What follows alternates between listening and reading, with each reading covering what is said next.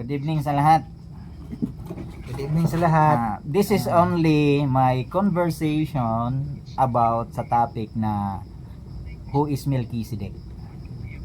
So, ang who is Melchizedek according to kay Brother Branham ay he was the priest of the Most High God.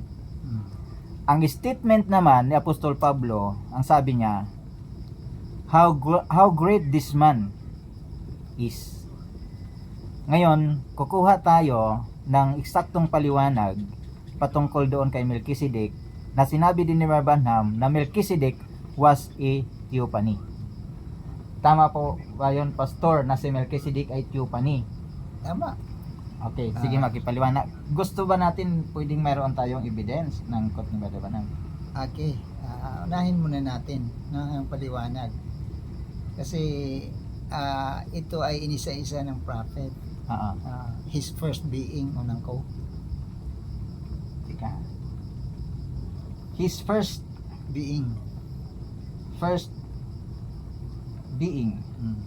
At tika, dapat ang buksan ko ay dito sa quote. Basahin natin. Okay. Maganda yung ano kanina. His first being. Okay. Ang nakalagay. Parang walang lumabas.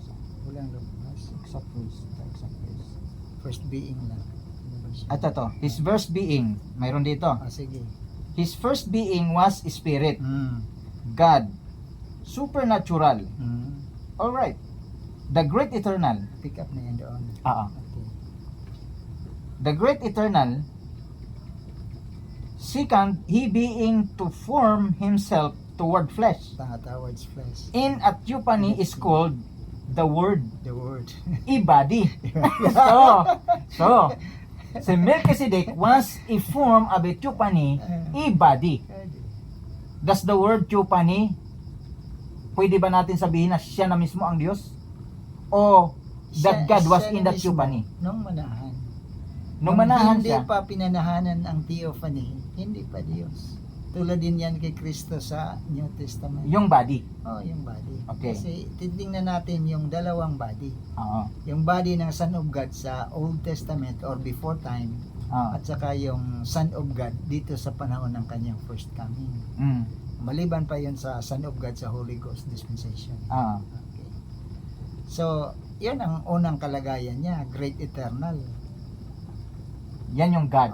Doon existing sa Great Eternal na Agree. Spirit niya. Ano yon? Attributes. Attribute. The word God is attribute. The word Father is attribute. The word Son is attribute. Holy Ghost is attribute. How about Melchizedek? Melchizedek the same kasi attribute siya, galing siya sa kaisipan ng Diyos. Does the word Melchizedek, it is the name of God? Kumbaga, ang pangalan ng Melchizedek, yun ba yung pangalan ng Diyos? Na pwede natin tawaging Diyos din? Kasi priest ang ano niya ang kalagayan. Ang sabi ng Bible, he was the priest of the Most High God. So, mayroon siyang dalawang identity, Pastor, no? Na saserdote ng kataas-taasan, diba?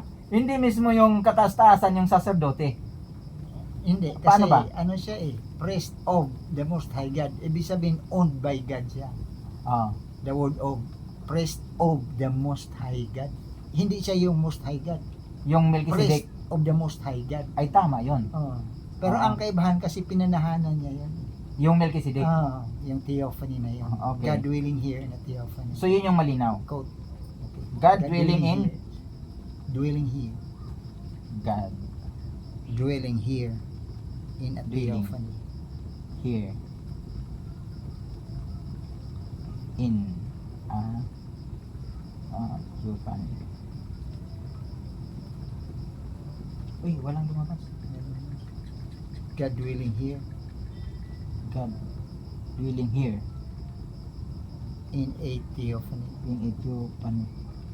Walang lumabas. God dwelling here lang. Lalabas yun. God dwelling here. Ay, wala dito. Here. In a God dwelling here. Wala.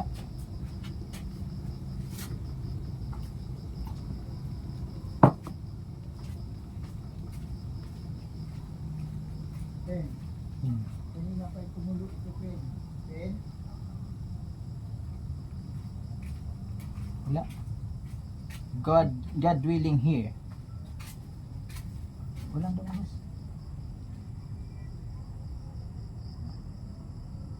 Dwelling.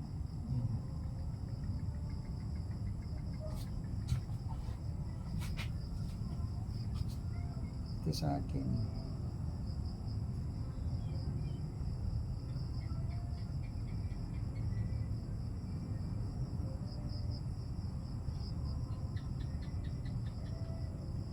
Yan, Pastor. Anong nakalagay? God dwelling. Iba yung here. God dwelling here. Ayun. Basahin natin sa taas. Okay. Babasahin natin evidence. Ang keynote dito, God dwelling here. Now notice, we find out that who was Melchizedek but God himself. Malinaw dito, God himself.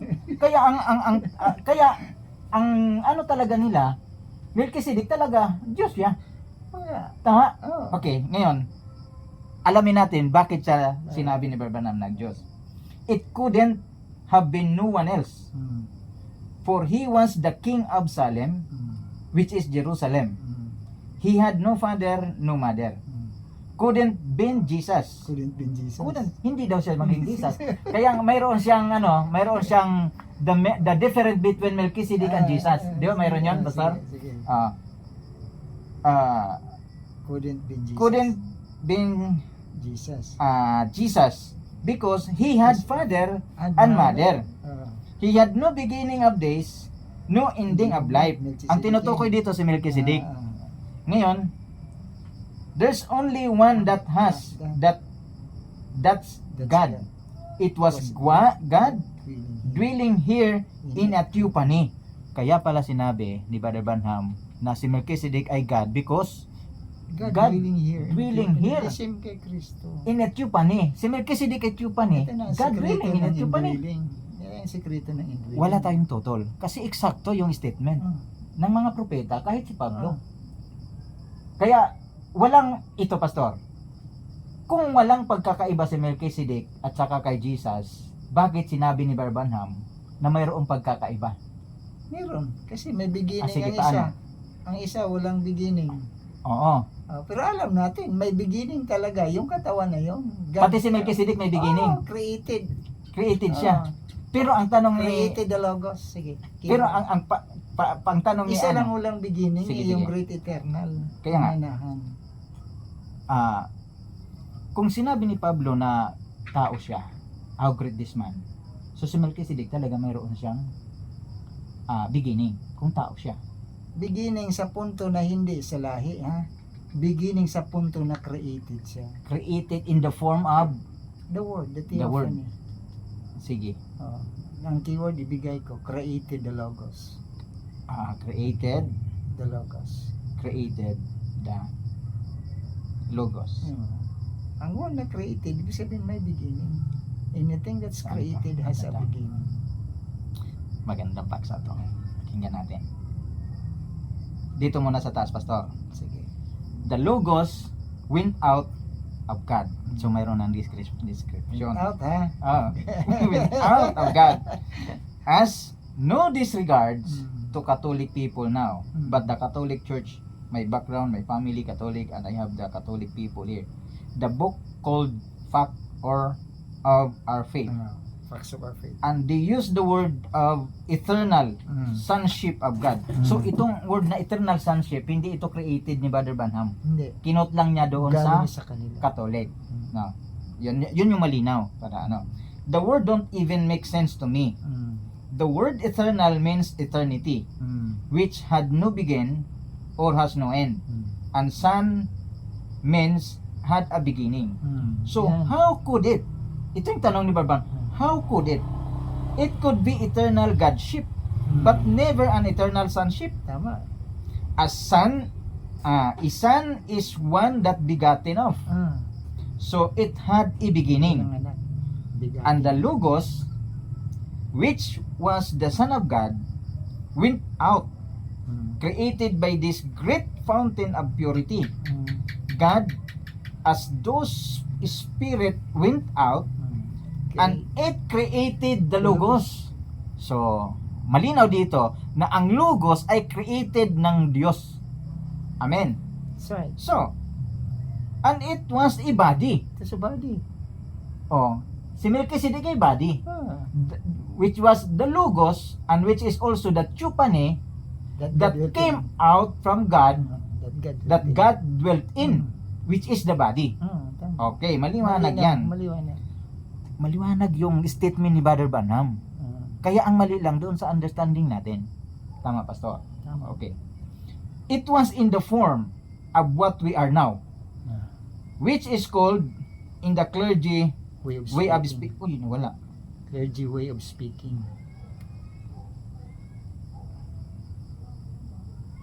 Nawala.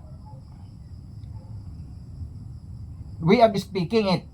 A chupani, it's a body that doesn't have the spirit in it. It is a body that's waiting for you, Christian. As soon as the life leaves this, you go into that body. When this earthly tabernacle be dissolved, we have one already waiting, a chupani. Ano ang relationship nito na mayroong waiting na chupani sa atin doon sa kalagayan ni Melchizedek? Tingnan natin. Kasi kung existing talaga siya na waiting, doctrine of pre-existence. Sa bodily form, sa bodily form. Kasi ang pre-existence ng Mormons ay doon sa soul at saka sa spirit. Na ngayon, dito sa binanggit ng prophet of God, a body waiting. Nangaral ba si Pablo ng pre-existence? Pre-existence, nangaral ba si Pablo? Siya ang unang nagbanggit ng a body waiting. Sa Eternal in 1 heavens. Corinthians 5, 15? 15. 1 ba yun? 12. 12.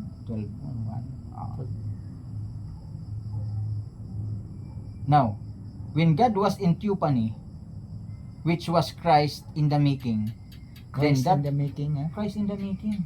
kasi punta doon sa Kristo, yung Kristo na Kristo sa New Testament. Oo. Then that Tupani became flesh and dwelt among us. Yan, yung ang Christ in Then the that making. was to redeem. He came from down through this to redeem this creature, give it life and it back. Balik tayo sa Hebrews. Paano siya naging in the order of Melchizedek kung siya ang nagiging laman dito sa New Testament? Oo. Ito ang Hebrews, basahin natin. 7. Although ang sinabi ni Brother Branham dito ay ang quote niya lang dito ay yung 1 hanggang 3 na without father, without mother, without descent, yung word na without descent, wala talagang talaan ng lahi. But in verse 6, nakikita natin dito, but he whose descent It's not counted. from them received tithes of Abraham and blessed him that had the promise. Dito sa taas, without descent. Pero, dito sa verse 6, may descent. Ibig sabihin, may talaan, hindi lang binilang. Anong ibig sabihin nito ni Pablo, Pastor?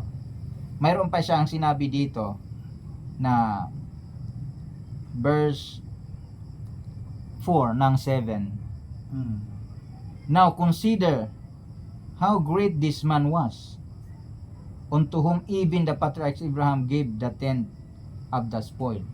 Tinawag siya na dakilang tao. Bakit kaya? Ang Diyos tao, di ba? So ang sagot pa rin, dakilang tao sapagkat ang Diyos ay Ang tao. nasa tao. Ang tao, ang pattern ng tao ay ang Diyos mismo. Oo. Kaya ang angel sometimes, tinatawag din niya na tao. Speak in behalf of God, yung angel. Kristo Yun tinawag yung din na kalagayan tao. ni Melchizedek.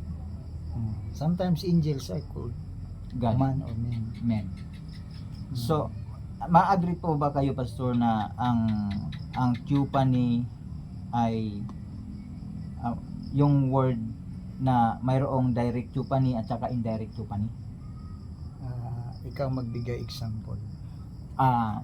Ano bang halimbawa ng indirect Tupani? Halimbawa yung word na ito ang sinasabi ng Panginoon. Mm. At ano pang ibang example na sabi doon na lumabas yung sawayin ko yung hangin at yung hangin na ito ba, tumigil. Mm. Ano yung pagkakaiba nila doon? Kaya niyang pahintuin yung Sorry talaga. Ang word na ito ang sinabi ng Panginoon usually ang gumagamit ng mga prophets. Prophet lang. Dad, bili mo na kulam sa labas, Dad. Oo. Dito sa New Testament, hindi sinabi ni Jesus, "Thus saith the Lord." Oo, si Jesus hindi siya totoo, wala siyang sinabi na thus saith the Lord. Pero Bakit kaya? o nga, pakinggan niya, bakit kaya kasi ito yung magiging tanong? Kasi doon sa Old Testament, gumamit si Melchizedek ba gumamit siya ng thus saith the Lord? Hindi. So, kung kariyas si Melchizedek kay Jesus Christ na hindi gumamit ng thus saith the Lord, si Jesus Christ, ang statement niya, John 10:14 na sinabi natin kanina, na believest not thou that I am in the Father and the Father in me, and the word that I speak unto you, I speak not of myself, but the Father that willeth in me doeth the works. So hindi na siya kailangan gumamit ng thus saith the Lord kasi siya na mismo yung personality. Tama. Siya ang body na nandyan ang kapunuan. Kaya malilito talaga yung iba, pastor. Ay, even the disciples. Sabi ni Brother Oo. Branham. Talaga malilito kayo kasi biro mo, ang propeta ay walang thus saith the Lord, pero itong si Kristo at saka Melchizedek, wala May siyang thus saith the Lord ang mga propeta. may thus saith the Lord ang mga propeta, pero itong si Melchizedek at Jesus Christ, hindi Wala- sila gumamit wala thus ng saith the Lord. thus saith the Lord. Ano ang dahilan? Because of this Theophany na he was speaking in behalf of God. Tama ba, Pastor? Tama. Yung word. Ah, Mayroon bang quotation yan? spokesperson. Quotation. Saan ba galing yung word na spokesperson? Tulad ng word na masterpiece. Spokesperson. Galing yan sa ang Grego, gumamit ng word na logos. Pero sa Hebrew, ang ginamit dyan, dabar. Dabar, Which means parang Max Berma. Spokesperson. ang ibig Mayroon bang sabihin. anong dabar dito sa Wala. ang dabar? Wala. Talagang Wala. Bisayan, Bisayan na spelling. Wala Dabar. siyang spokesperson. D-A-B-A-R. Dabar. Dabar dito sa quote. Wala dyan, wala sa code. Doon sa quote, ano yung exact na word na ginamit ni Berban? Logos. Logos lang. Grego ang ginamit niya. Logos. Mayroong isa, Hebrew, Ela.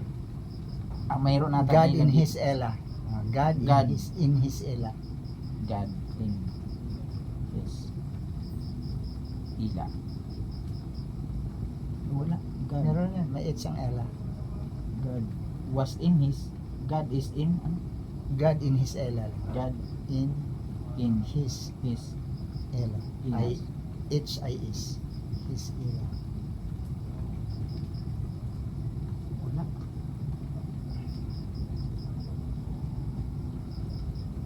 In His Ela.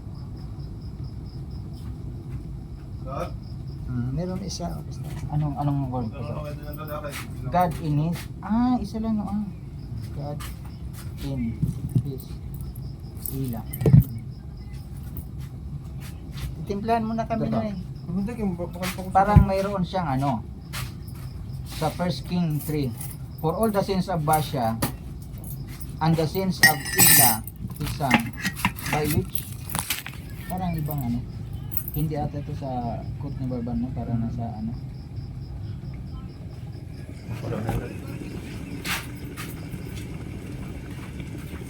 Mali yung ko. God in His.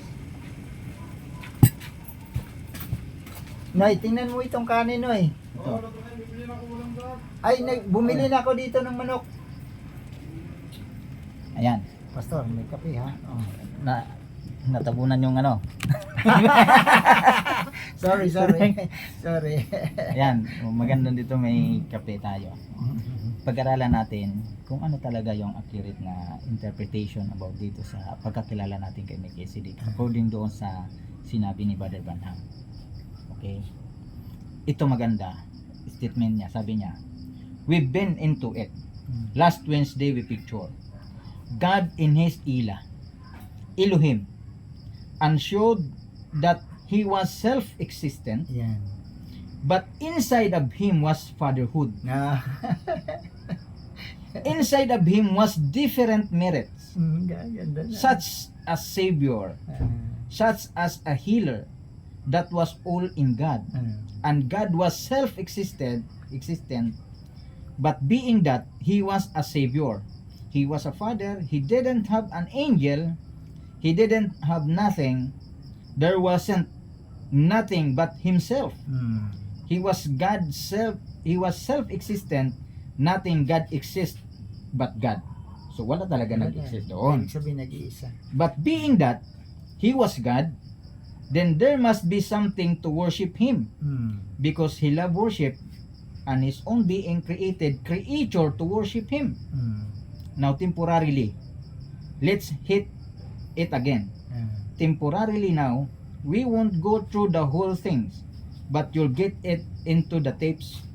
But then because that he was God, he made angels. An angel worship him. Angel still worship him. Why? The angel that stand in the presence of God have 6 set of wings. 6 wings. They carry Yes, 2 6 over their wings. face, 2 over their feet, and fly with 2 in his presence, crying day and night, holy, holy, Lord God Almighty. That's what the scripture say. They worship him now. That created something to worship him. So anong gusto niyang palabasin dito, Pastor? Yung nasa taas. Gusto niyang ilabas yung kanyang pagka-Diyos. Oo. Kasi hindi siya matawag na Diyos without worshiper. Yun. Kasi the word God, English word, is object of worship. So kung wala pang worshiper, paano siya magiging object of worship? Yung eternal God, hindi yan object. Object yan pag may katawan na. Ito na ang tanong, Pastor. Totoo ba na si Melchizedek tao siya? Tao. Nakagaya Kristo? Galing nakasulat. Tao. Kung tao siya, Pero hindi tulad siguro sa atin na tao kasi word made flesh si Kristo na may laman at dugo. Melchizedek So, ba? ibig sabihin, walang Lord, pinanggalingan kung saan siya lahi. Ay Kumbaga, pinanggalingan siya. Ang kanyang creator.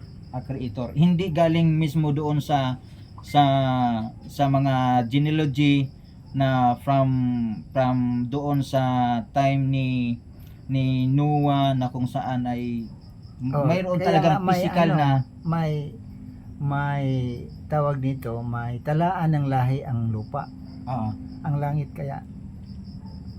May generation Kasi may record ang mga angels, may mga pangalan sila. So ang tao walang pangalan. Tingnan natin Ito walang pangalan. Heaven and earth ang program ng Diyos Una ang heaven bago ang lupa. Kaya kung ano ang nasa langit pinakita, dinala sa lupa. Worship sa langit, dinala sa lupa. Tulad niyan, Melchizedek. Heavenly priesthood yan. Dinala din sa lupa. Pero may laman at dugo ng yung sa atin. Kasi laman at dugo tayo Si Melchizedek may laman at dugo din siya. Wala. Wala Walang si nakarecord. Melchizedek. So hindi ka tao kung walang laman at dugo. Hindi man nakarecord. May flesh, sabihin natin may flesh. Pero hindi siya nabuhay sa laman at dugo. Okay. So, Kasi nagtaka tayo doon sa Old Testament, manifestation ni Melchizedek. Pag dito sa New Testament, manifestation ni Kristo na may laman at dugo. Nung nandito si Kristo, wala si Melchizedek. So, para siyang types and shadow. Paano ba natin ma-elaborate yun? Paano ba natin kung parang type and shadow, kasi si Brother Branham parang nalito din. Tama. Dito na tayo papasok. Kasi bago ang pangyayari sa lupa, langit mo na pinakita. Example, yung ano doon, yung worship sa langit pinakita. Old Testament pa lang. Dinala din sa lupa. Tama ba? Arka ni Noah pinakita sa langit. Dinala din sa lupa.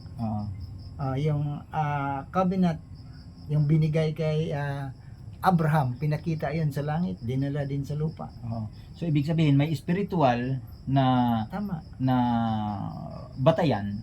Ano bang eksaktong word dito? tawag, the shadow of things to come, di ba mayroong scripture yan? Pwede yan. A shadow of things to come, na ito ay spiritual na kalagayan pero mayroong physical na Oo. application. Tulad yan, may Adam sa lupa. Oo, first Adam at saka second Adam. May last Adam din. Oo. Pero parehong ano yan ha, pero yung isa, tagalangit yung isa. Oo, yung isa, itong pangalawa na. Ay may Kristo na sa Old Testament Oo. na nawawala lang, puporma ng kahit anong forma na ayon sa pangailangan ng kanyang mga anak. Oo. Tapos may Kristo din sa New Testament na nagdusa para sa atin. Oo. So titingnan natin yung ano, yung pinakita sa Sa langit. langit Mm. at nakita din natin kung ano itong sa lupa. Kaya nagtanong si Brother Branham, if he is a man, sabi niya, sino itong tao na to?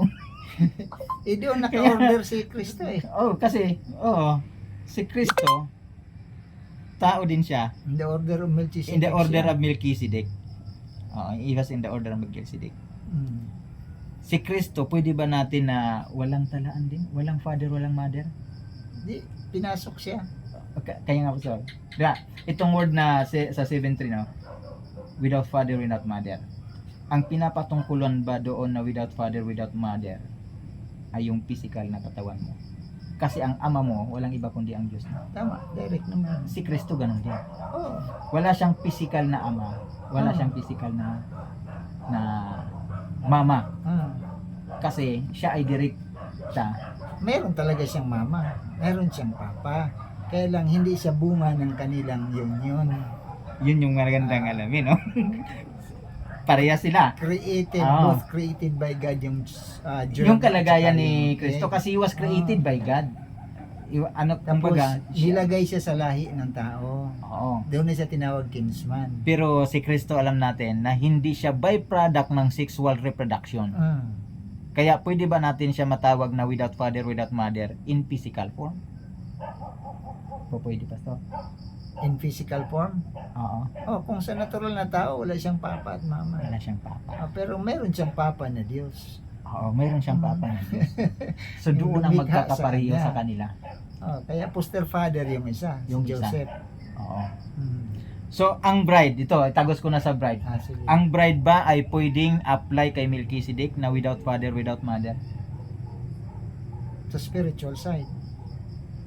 Eternal germ siya, eternal gene. Tayo eternal germ. Meron ba tayo eternal Pero germ? meron tayong papa at mama. Meron Kasi tayong papa. ang natural, kailangan para makita yung spiritual. Okay. Okay? Mm. Tulad lang yan ng ano, paano makita yung doon sa itaas? Oh. Tulad third floor, paano makita yung sa third floor kung walang hagdanan? So kailangan ng elevator. Ibig Oo sabihin ang step up ng revelation paakyat. Oo. Paakyat para makita natin yung sa itaas. Oo.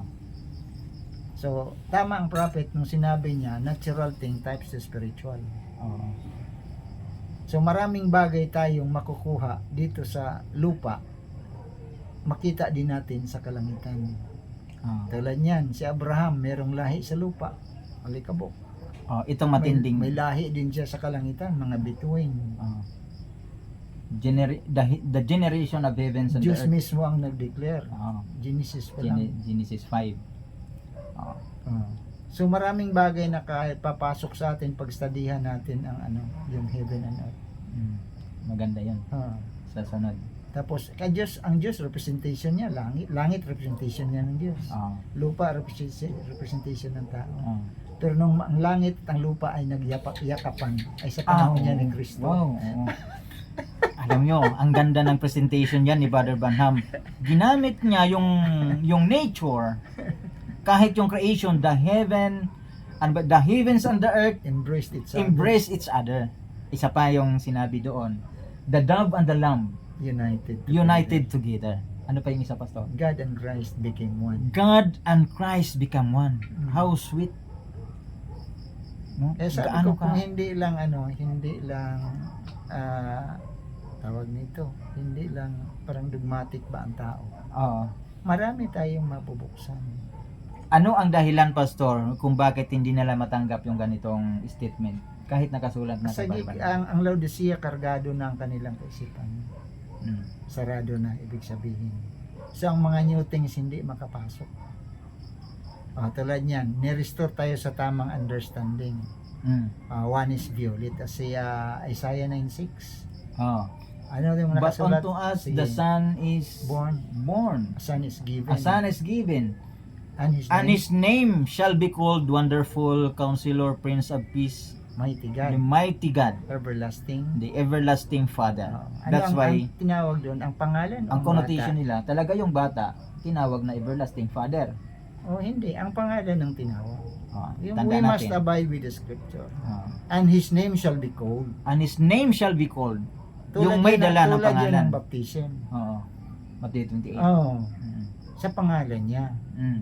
Tulad din ng Acts 4:12. Wala nang ibang pangalan Mm. na binigay sa silong ng langit.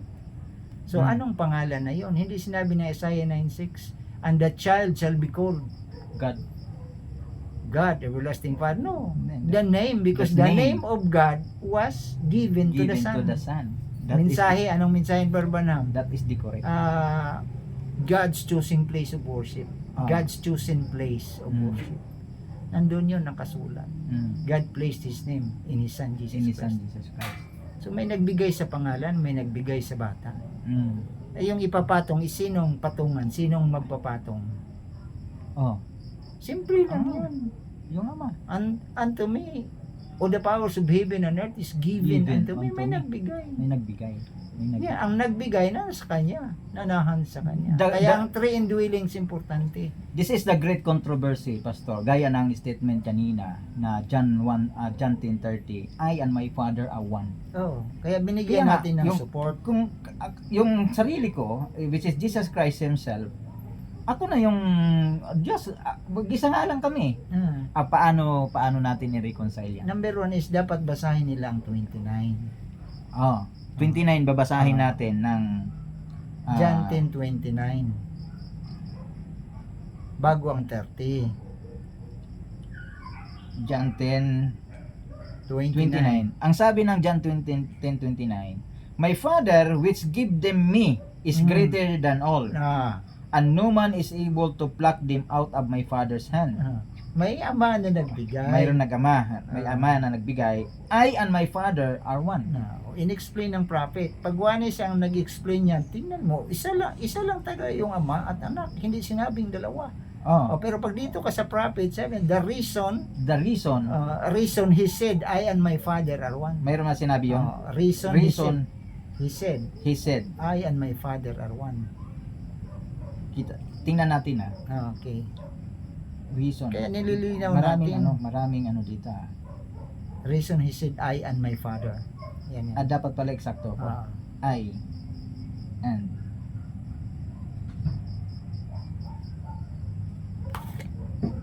ito, maganda to. Basahin ko muna sa taas. There's the gospel in the power. It's God manifested in the flesh, Emmanuel, to take away the sins of the world. And in that blood we trust, not in the Jew or Gentile, but in the blood of God, which was Jesus Christ. That's the reason he said, I and my Father are one. My Father dwelleth in me. So nilinaw It niya was yung the 30. Father in him. Yun yung sagot doon sa hindi natin naintindihan kung bakit ang statement ni Jesus Christ, I and my Father are one. Ito yung sagot ni Brother Branham. Tama. At hindi yan na-explain kahit sa end time, maliban pag nakita nila ang quote na yan. Ilan ba yan? Marami to. Reason Mayroon is- pa isa dito. I and my Father. Sabi niya, the Father had come down. Ito, basahin ko muna sa taas. Now watch, when Jesus, ito ay nasa does God change his mind? About his word. Now watch when Jesus come. Watch what he did to prove himself to be that Messiah. That anointed one. One day after he had received, the Father had came down and dwelt him in the form of a dove, coming down from heaven, saying, This is my beloved Son in whom I am placed to dwell in. That's the reason he said, I and my Father are one. Absolutely. So, Yun yung tama. yung I and my Father are one, Oo. konektado pala yan sa Jordan. Oh, my Father dwelleth Sila ang in me. pagpanahan. It's not me. Sabi ni Brother Branham, Pastor, it's not me. Ang sabi niya dito, that's the works. It's my Father that dwelleth in me. John Bell records saying that the Spirit of God, like a dove, descending, a voice coming from it, saying, this is my beloved Son, in whom I am well pleased to dwell. To dwell in. See, and He dwelt in. Yun ang malinaw na statement ni Brother Branham. Why? Jesus stated that I and my Father are one. Not one as one finger. Not one as my as finger. Yun yung absolute interpretation ng prophet. Na hindi Jesus natin is the pwedeng- body. The Yeah. Spirit of God dwelt in Him. Absolutely. Hmm. Oh. Yun napakaganda, Pastor, di ba? Oh. Oh. Wala na ibang ano dito. Yun lang dalawa. Yung ano natin. Oh. Kanina, mayroong binanggit sa John 20, bakit si Thomas nagsabi, my Lord and my God? Why? Ano ba ang pagkaintindi ni Thomas? Naturuan ba si Thomas? Sabi Kung may ng revelation mga siya. manalista, nagulat o nabigla lang si Tomas. Nagulat. Oh. Pero hindi siya nagulat kasi mayroong sinabi si Kristo na mapalad pa yung hindi nakakita at Hindi naniwala. kasi nila tinuloy yung sunod na verse. Oh. Kasi kinonfirm ni Jesus eh. Oh. Hindi sinabi ni Jesus, Tomas, mali ka. Oh, hindi. Hindi sinabi. ako Diyos. Sinabi niya, daiti mo yung kamay ko. Naniwala ka ba dahil Oh. nakita mo ako. Oh. So, ibig sabihin may confirmation ang sinabi ni Tomas. Oh. Kung sabi walang confirmation, eh parang tama ang manalista. Mali ba si Tomas doon? Ang sagot ay hindi mali si Tomas. Yung pagsabi niya Kuha niya ang Godhead. na oo. My Lord and my God, yung lahat ng statement before na si Jesus Christ ay na resurrect, may mga statement na si Jesus Christ. Na I go to the Father and the Father in me, ganun statement nakuha ni Tomas. Yung tunay na pagkakilala sa Diyos. Hindi siya nagkamali. Na ang Diyos ay nandoon kay Kristo. Sabihin lang natin na hindi siya lagi sa fellowship pero kuha Oo, niya yung nakuha revelation. niya yung revelation. Ibig sabihin, pwede ba natin Ang masabi hindi pa niya nakuha, yung power of resurrection. Oo. Kaya Mas mapalad pa yung siya. hindi Nakakita. yung nag-absent. Pero nakuha niya yung revelation. Nakuha niya revelation. Pero mas maganda na nandoon ka mismo physical kasi may experience mo yung power of resurrection. Yung tinalakay kanina, yung paborito ng Juanes, Titus 2:13. Isa pa yon. Sige The nga. coming of the great God And Savior. and Savior Jesus Christ. Paano maano natin yun? Yun ba ay hindi kaparehas doon sa statement ni Tomas? Parehas din, Pastor. Oo. Kaya pagsundan natin ng Ebanghelyo, bawat introduction ng sulat ni Apostle Paul, nandyan yung mystery ng Godhead. Sige, sundan natin. Romans 1 to 4. Sige. Magbibigay lang tayo ng ilang example. Bawat introduction ng epistolos ni Pablo. Romans chapter 1 1 to 4. 1 to 4. Paul, a servant of Jesus Christ, called to be an apostle, separate unto the gospel of God, which he had promised afore by his prophets in the Holy Scripture, concerning his Son Jesus Christ our Lord, which was made of the seed of David according to the flesh, and declared to be the Son of God with power, according to the Spirit of holiness, by resurrection from the dead. Kasi nga ito si Pablo, nakuha niya paano ito nangyari na itong si Kristo, kitang-kita sa buong Israel, gumagawa ng maraming milagro, himala. Oo. At hindi nila madidinay, naka-record. Hanggang naisip nila na patayin na lang nila pati si Lazarus. I-prepare mo gang. Sige. Ito, last na lang to. Almost 40 minutes na. Sunod mo Sige. yung Corinto, Pastor. 1 to 3 pa rin. 1 Corinthians. 1 Corinthians. Kasi yan ang One. palaging introduction. Paul called to be an apostle of Jesus Christ through the will of God, and Sosthenes our brother, Sige. unto the church of God which is in Corinth, to them that are sanctified in Christ Jesus, called to be saints, Okay. with all that in every place call upon the name of Jesus Christ our Lord, both theirs and ours. Sige. Yan na. 3. Grace be unto you and peace from God our Father And and from the Lord Jesus Kasi Christ. bakit hiniwalay niya yan? May identification. Oh. Oo. Kasi nakuha niya ang Godhead na itong Diyos ay na kay Kristo. Absolutely. Oo. Yan ang tama.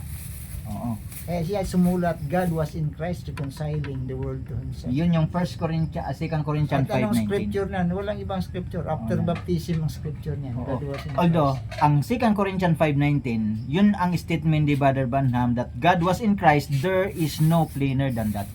Wala nang ibang higit na mas malinaw pa na Jesus paliwanag. was the body. Oo, Jesus was the body. God was the Spirit that dwelt in Him. Amen? So, Ephesians, Ephesians chapter 1, the same pa rin yan. 1 to 3. 1. Napakasagana ang mensahe ng Ah. Panginoon. Yan. Paul, an apostle of Jesus Christ by the will of God, to the saints which are at Ephesus, and to the faithful in Christ Jesus, grace be unto you and peace from God our Father and from the Lord Jesus Christ. Nag-iba ba siya ng introduction? Hindi nagbago yung Diretso ka kanyang sa 1:17, verse 17. Ito yung pinakamaganda. Ah. 17, pastor. That the God of our Lord Jesus Christ, the Father of glory, may give unto you the spirit of wisdom and revelation in the knowledge. Hindi nahiya diyan si Pablo na i-declare niya, the God of our Lord Jesus The Christ. God of our Lord Jesus Christ. Ang Diyos ng ating Panginoong Hesukristo. Ang Diyos ng ating Jesucristo, yun din ba ang Diyos ng bride ngayon? Yun din yung Diyos ng bride ngayon. Kaya hindi tayo nagkamali doon sa pagkakilala sa Diyos. Amen? Yan. The eyes of your understanding being enlightened, that ye may know what is the hope of His calling and what is the riches of So the yung glory. tatlo lang pastor, yung Isaiah 9:6, John 10:30, Philippians 2:13, Titus 2:13. 2:13. Yun, the same explanation pa rin yun. Wala na siya. Same explanation. Kasi ang Diyos na kay Kristo. Oh. Maliban na tanggapin nyo yan, nandyan yung anointing, nandyan yung power. Kristo means Pinoy. Nandyan ang life eternal. Alam niyo yung John 17:3? Ang sabi doon, this is life eternal, that they might know the only true God. Yung true God na yan, identify sa anak. Sabi nila. 1 John 5:20. Oo. Kasi yun ang sekreto. Pag hindi natin mabuo ang 17:1 to 3 at saka 1 John 5:20, may kulang yan. Oo. Kailangan mabuo ang maisa yung 1:5:20 o yung John 5:20. Connection Doon ang sa 17. 1 John 5:20 Kasi sa isa lang writer doon, si Tama. Apostle John. Oo. So, naparito ang anak ng Diyos upang bigyan tayo ng karunungan. Ang sabi doon. Sino? Upang yung makilala karunungan? natin Upang siya. makilala natin siya. Sinong siya? Yun yung Ama. Yung totoong Yung totoong Diyos. Diyos. Totoong Diyos. Nasa Amen. kanyang anak. Nasa kanyang anak. Yun yung magandang ano. So, thank you Pastor Yori Ranto. And then ipopost natin ito sa YouTube, Levite 0215, and then sa Facebook. God bless sa inyo lahat. Kung mayroon kayong God comment, bless sa mga nag-view, nakikinig. tanong lang kayo doon sa video natin. God bless you all. Sige ga.